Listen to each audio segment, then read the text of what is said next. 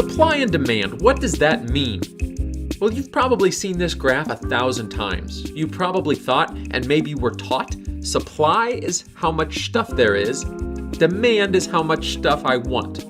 But actually, supply is the relationship between the price of a good and how much of that good sellers are willing to bring to the market. Put another way, it's not the amount of something sellers have, but how much they want to sell. Demand is the relationship between the price of a good and how much of that good people are willing to buy. Or we could say, not the amount of the product that consumers want, but how much they want to buy. So the key is changing relationships, not constants. Stick with us for an example.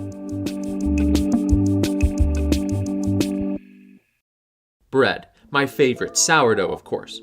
You might think my demand for sourdough bread is super high because I love it. And yeah, I do. I want a ton of sourdough bread. But there's more to the story. When measuring my demand for sourdough bread, we have to take something else into account: how much it costs. If suddenly a loaf of sourdough cost $100, how much of it would I want then? Not much, actually. Maybe none. Maybe I'd try rye. Now, say you're a baker. If people stop liking sourdough, it doesn't matter how much of it you have.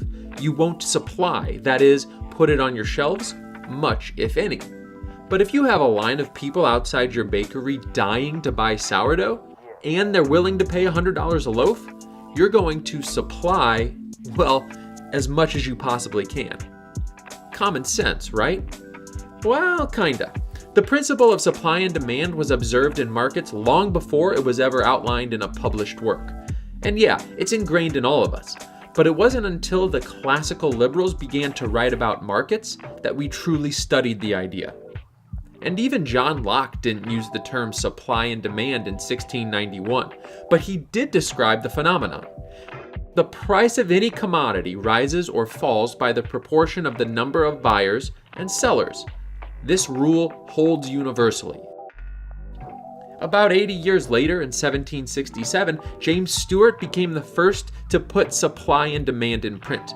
10 years after that, in The Wealth of Nations, Adam Smith further developed our understanding of the relationship between supply and demand into something close to what we know today.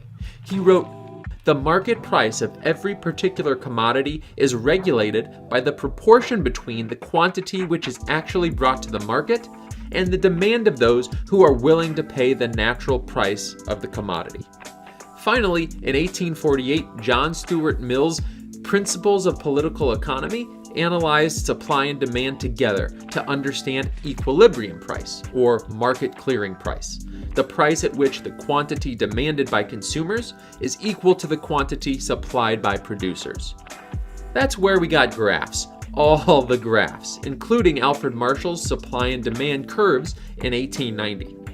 But again, because supply and demand are evolving relationships between the price and quantity of a good, not constants, the curves are subject to change. So, to return to sourdough bread, while each baker has a different understanding of what it costs to bake a loaf, and while each buyer has a different understanding of what a loaf is worth, throughout an entire city or country, and through thousands of daily purchases and sales, we might arrive at an equilibrium price of $3 per loaf.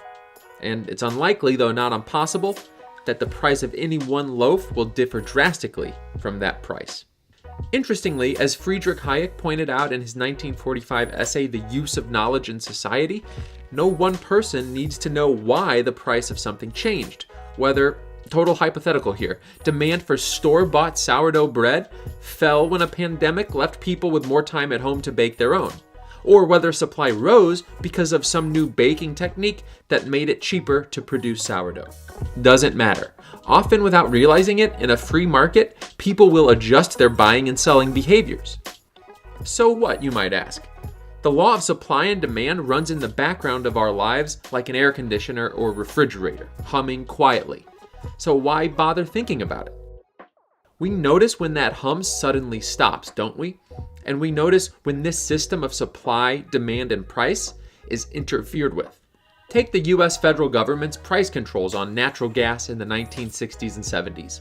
Suddenly, producers were discouraged from supplying and selling gas. It became less profitable. consumers were encouraged to buy more. It magically became cheaper. You can guess what happened. Especially in the Midwest, cities experienced a series of natural gas shortages. That's what happens anytime price controls are issued and enforced. We get shortages. So that's supply and demand in less than 6 minutes. What questions do you have? Let us know in the comments below. Hey, did you know? In addition to our YouTube videos, Learn Liberty publishes a thought-provoking blog that touches on the hottest topics in liberty, philosophy, and free markets.